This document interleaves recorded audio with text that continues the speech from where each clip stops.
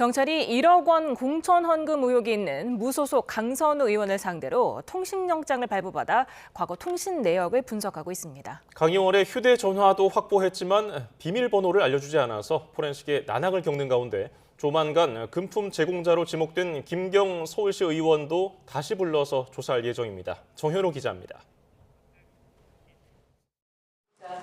공천 헌금 의혹이 제기된 뒤 강선우 의원은 민주당 탈당을 선언하면서 경찰 수사에 적극적으로 협조하겠다고 말했습니다. 하지만 지난 11일 압수수색에 나선 경찰에 휴대전화를 제출하면서도 비밀번호를 알려달라는 요청은 끝내 거절했던 것으로 확인됐습니다. 최신형 아이폰이라 비밀번호 제공 없이는 사실상 포렌식이 어려울 것으로 보입니다.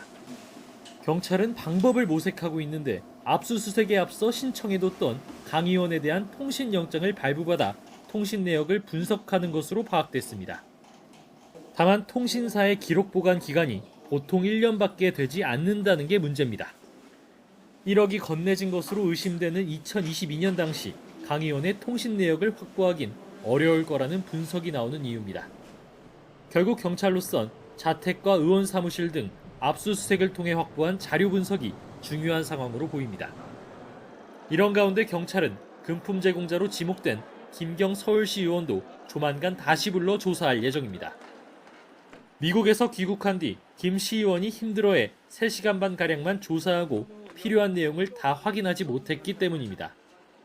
앞서 김 시의원은 미국 체류 당시 제출한 자술서에서 2022년 당시 강선우 의원 측에 1억 원을 전달했고 이후 돌려받았다는 취지로 적은 것으로 전해졌습니다.